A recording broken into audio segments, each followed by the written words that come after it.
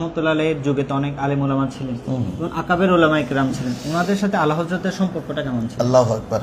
আসলে এই আল্লাহ যারা সুন্নি আকীদা, যারা রসুল প্রেমী, ইনাদের কি পরিমাণ শ্রদ্ধা করতেন, কি পরিমাণ ভালোবাসতেন, এটা যদি সেই এনার বর্ণনা থেকে আল্লামা জফরউদ্দিন বিহারী রহমতুল্লাহ আলাইহি সাওয়ানি আলা হযরত, যেটা আল্লাহ হযরতের প্রথম লিখিত জীবনী গ্রন্থ, এটা আমি স্টাডি করে দেখলাম আল্লামা জফরউদ্দিন বিহারী রহমতুল্লাহ আলাইহি যেভাবে উপস্থাপন করেছেন, আসলে মানুষ কীভাবে মানুষকে এরকম তাজিম করতে পারে, মানুষ নবী আশিকদেরকে কীভাবে তাজিম করতে পারে, এটা আশ্চর্য লাগে আমাদের কাছে। যেমন সমসাময়িক যত আলেম আছেন, বিশেষ করে ওনার দুজন আকাবের কথা আমি এখানে তুলে ধরবো। ইনারা বয়সে দুজনা কিন্তু আল্লাহ হযরতের বড় ছিলেন। কিসের দিনের জন্য বড় ছিলেন? ছাত্র ছিলেন না, আল্লাহ হযরতের ছাত্র ছিলেন না, ছাত্র ছিলেন না, ওস্তাদও ছিলেন না।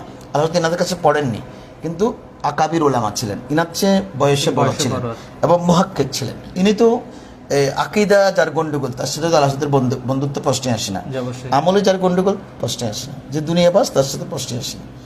আলেম তো দোস্ত হবে, যে ইনি যাদের সাথে দুস্তি করতেন, ইনাদের দুস্তি হচ্ছে এরকম যে দুটো জাত একটা কলব, জাত দুইটা কিন্তু কলব এক।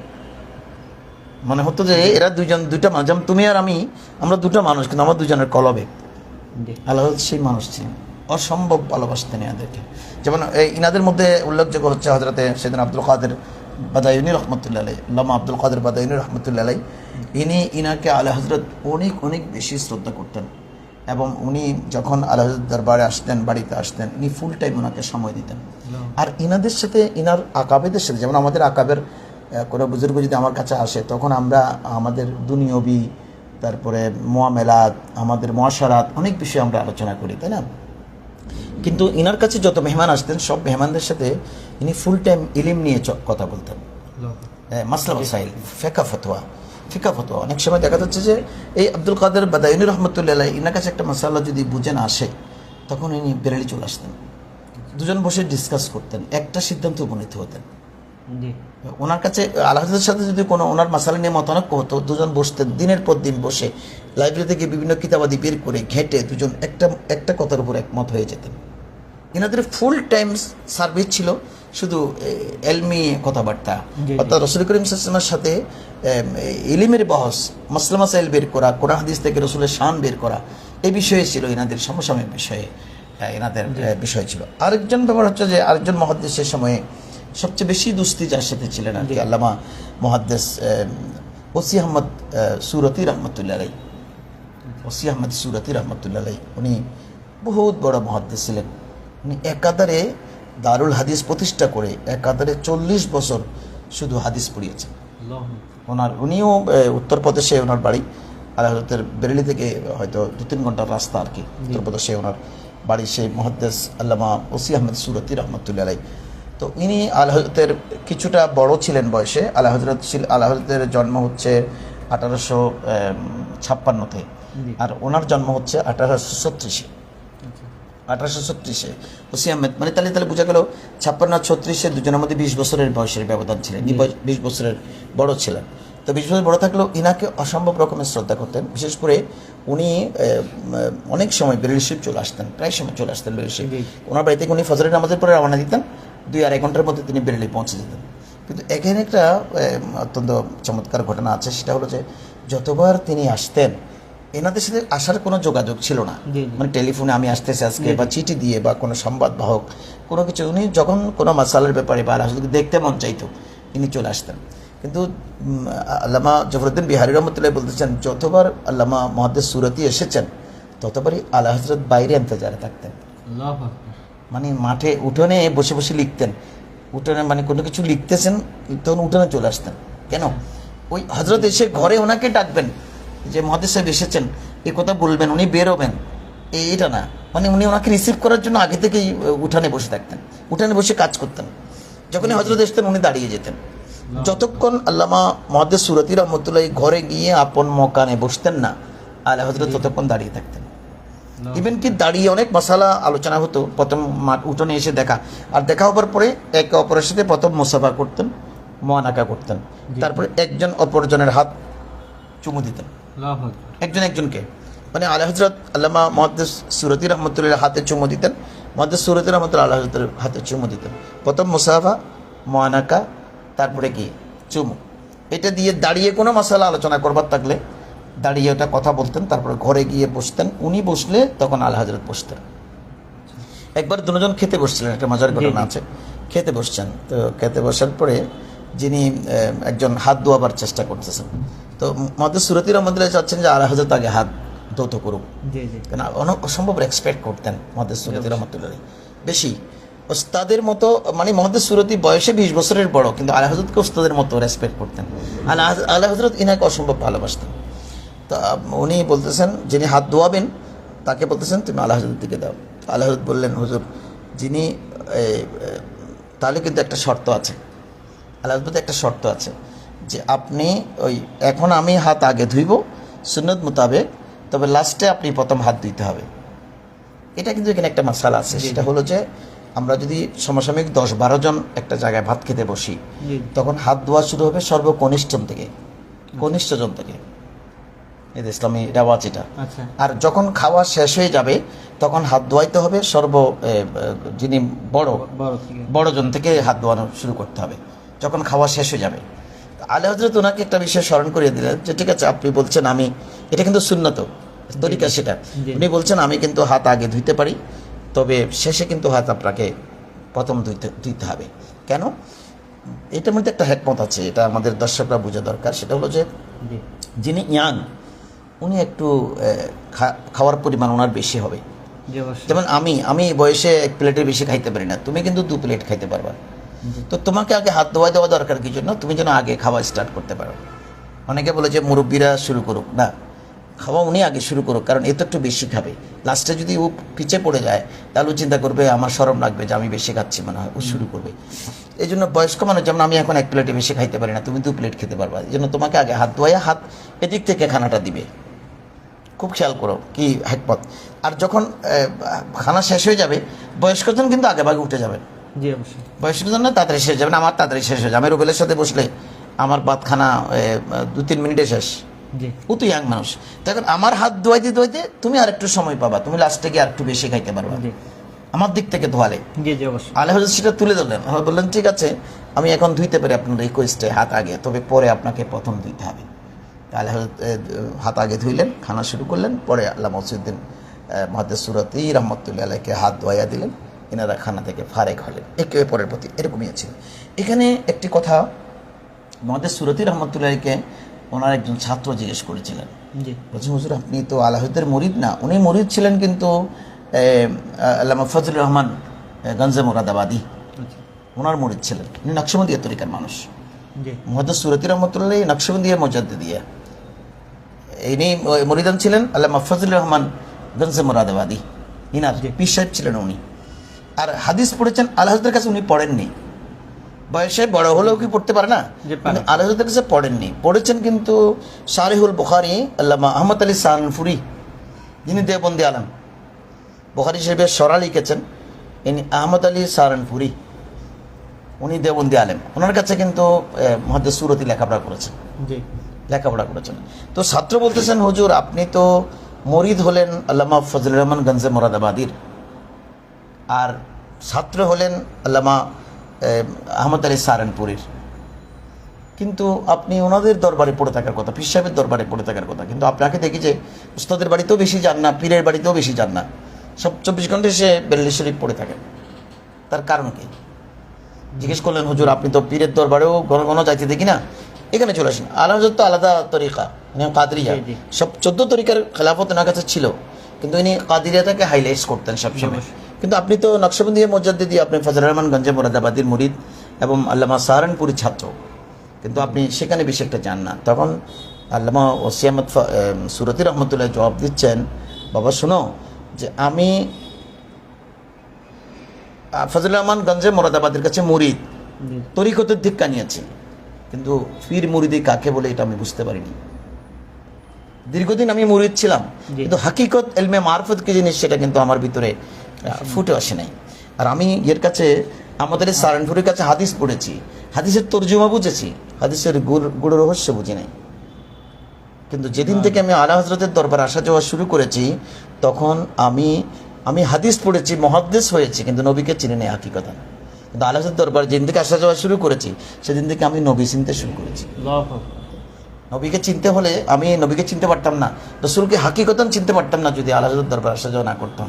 আর পীর মুরিদি হাকিকতান কি জিনিস সেটা আমার উপলব্ধি হতো না যদি এই জাতের কাছে না আসতাম। এজন্য আমি যখনই সময় পাই, বয়সে আমি 20 বছরের বড় হলেও আল্লাহ দরবারে আমি ছুটে আসি। মুহাদ্দিস সুরতি রহমতুল্লাহ বলতেছেন, জগৎ বিখ্যাত মুহাদ্দিস। উনি কত বড় মুহাদ্দিস, এটা আল্লাহ হযরতের উচ্চতা কোন জায়গায় সেটা মুহাদ্দিস সুরতি যেন কি রেসপেক্ট করতেন সেটা দ্বারা বোঝা যাবে।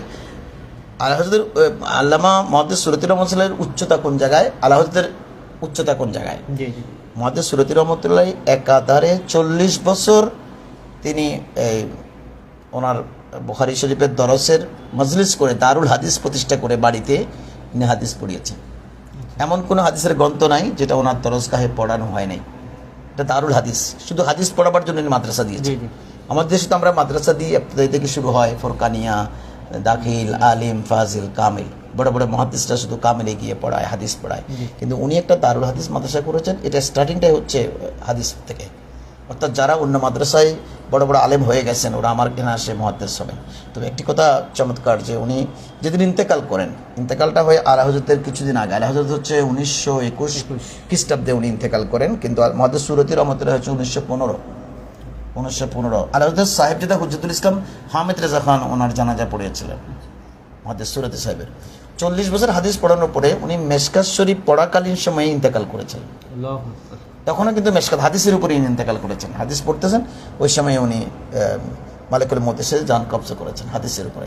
ওনার সেই দৃশ্য দেখে একটি কথাই মনে পড়েছে যে আমাদের বুজুর্গরা বলতেন সবসময় যে আমি মরেঙ্গে হাম কিতাব উপর অরক আপনা কাফন হোগা, আমি কিতাবের উপরেই মরবো, কিতাবের কাগজ আমার কাফন হবে। এমন পড়া পড়তেন যে একেবারে সে কথাটা বাস্তব দেখাইয়া দিয়ে গেলেন যে মরেঙ্গে হাম কিতাব উপর ওরক আপনা কাফন হোগা, আমি কিতাবের উপরেই মারা যাব, এই কিতাবের কাগজটা আমার কাফন হবে, আমি আর কি চাই।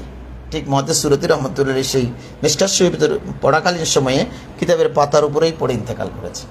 অর্থাৎ বুঝিয়ে দিয়ে গেছেন যে আমি মরেঙ্গে হাম কিতাব উপর, আমি কিতাবের উপরে মরে যাব। ওনারা কোন পর্যায়ে আলাদা ছিলেন, এত উঁচু মাপের মুহাদ্দিস হবার পরেও ইনি প্রতিনিয়ত আল্লাহর দরবারে এসে বসে থাকতেন। বলছেন এই লোকটার কাছে আমি আসা যাওয়া না করলে, ওনার সাথে পরিচয় না হলে তাহলে আমি রসুলকে হাকিকতান চিনতে পারতাম না, মুহাদ্দিস বড় হতাম। সুতরাং এখানে একটা সবক আমাদের জন্য উনি রেখে গিয়েছেন, সেটা যে মুহাদ্দিস বড় হলেই যে রসুলকে চিনবেন এমন কোনো কথা নেই। দেওবন্দির কাছে তো বড় বড় মুহাদ্দিস আছে, না? ওদের মাদ্রাসায় যেমন হাটাদারি মাদ্রাসা, পটিয়া মাদ্রাসা, তারপরে দেওবন্দ মাদ্রাসা, ওখানে বুখারী পড়ানো হচ্ছে না? পড়াচ্ছেন তো, পড়াবার মতো আলেম আছে তো, এলেম তো আছে, এলিম আছে, আলেম আছে, বড় বড় মুহাদ্দিস আছে, কিন্তু ওরা তো রসুলকে হাকিকতান চিনে নেই। হ্যাঁ, কিন্তু আলা হযরতের কাছে সম্পর্ক রাখলে লাভ কি সুন্নিদের? হাকিকতান রসুল প্রেম যেটা, ওটা উপলব্ধি করতে পারবেন। অনেক আলা হযরতকে আমাদের মধ্যে সুন্নি নামধারী অনেক আলা হযরতকে সহ্য করতে পারে না, একেবারে ওনাকে মনে করে যে আমাদের মনে হয় ভাতে তিনি আগুন দিচ্ছেন। তো তিনি তো ইসলামের গায়ে আগুন জ্বলে, কারণ উনি তো বোধহয় আমাদের প্লেট থেকে খাবার কেড়ে নিচ্ছেন। আলা হযরত কারো প্লেট থেকে খাবার কেড়ে নিতে আসেন নাই, আলা হযরত আসছেন যে সত্যিকারের রসুলের সাথে মানুষকে পরিচয় করিয়ে দেওয়ার জন্য, যে তুমি ভুল পথে আছো, এটা তোমার ভুল পথ, তুমি শুদ্ধ পথে আসো, এই পথে গেলে তুমি রসুলকে খুব দ্রুত পেয়ে যাবা। এই জন্য আলা হযরত সেই মিশন, যদি আল্লামা মুহাদ্দিস সুরতি রহমতুল্লাহ হুসিয়ামের সুরতি রহমতুল্লাহ কালকে এক আলেম ওনার সম্পর্কে বয়ান করতেছে, আমতা করে কি যেন বলে, আমি ঠিক বুঝতেই পারতেছি না যে উনি বলতে চাচ্ছেন এটা বলেছেন ওটা বলেছেন। আসলে মুহাদ্দিস সুরতি রহমতুল্লাহ জগৎ বিখ্যাত মুহাদ্দিস ছিলেন। এনার চেয়ে বয়সে 20 বছরের বড় ছিলেন, এনার প্রায় 6-7 বছর আগে ইন্তেকাল করেছেন, কিন্তু এরপরও প্রতিনিয়ত সে বেরেলিতে বসে থাকতেন। উনি সকালে আসতেন, বিকেলে চলে যেতেন, ফজরের নামাজের পরে ট্রেন ধরতেন, ট্রেন ধরে বেরেলি আসতেন, এবং বেরেলি শরীফে সারাদিন থেকে আলাজত থেকে বিভিন্ন মাসলা মাসাইল মশওয়ারা করে এবং এশার নামাজটা এখানে পড়ে আলাজদের পিছনে পড়ে তারপরে তিনি রুখসত হয়ে যেতেন অপর ট্রেনে। এভাবে আমদ রব করতেন। আলাজত এমন সম্পর্ক ছিল যে আমি বলেছিলাম দুটো বড়ি একটি কলম, এরকম দুজনের কথা বললাম। আমাদের তো এই সংক্ষিপ্ত পরিসরে সবার কথা বলা সম্ভব না। আলা হযরত যারা সুন্নি উলামা ইকরাম, ওদেরকে অনেক বেশি মহব্বত করতেন। আর আলা হযরতের ঘরে মেহমান নামাজি ছাড়া কোনো মানুষ যেতে পারতেন না। উনি যে বিশাল জমিদার ছিলেন, বিশাল বড় প্রতিপত্তিশালী মানুষ ছিলেন এমনটি না, জি। এনার দস্তুর ছিল যে এনার গড়ে প্রতিদিন এনার আহলিয়া মোহতারামা খিচুড়ি পাকাতেন, ডাল আর চাল জি। খিচুড়ি। এটাতে কোনো কষ্ট নাই, কষ্ট বেশি নেই, এটাতে কোনো তেল নেই, পেঁয়াজ নাই, লবণ নেই, কিচ্ছু নেই, শুধু ডাল আর চাল মিক্স করে একটু বেশি করে পাক করে দিতেন। এটা নিজেরাও খেতেন, মেহমানদারিকেও দিতেন। কারণ এই যে ওসিয়ামের সুরতি রহমতুল্লাহ যে আসছেন, মেহমানদারি হবে না, ওই মেহমানদারি খিচুড়িটাই জি ওটাই পেশ করেছেন। এবং ইনাদের চারটা খেতেন আর কি সন্ধ্যা পর্যন্ত বেঁচে থাকার জন্য, জি বেঁচে থাকার জন্য। এনাদের তো কাজ হচ্ছে শুধু 24 ঘন্টা লেখাপড়া করা, মাসলা মাসাল নিয়ে আলোচনা করা, ফিকাফত নিয়ে আলোচনা করা।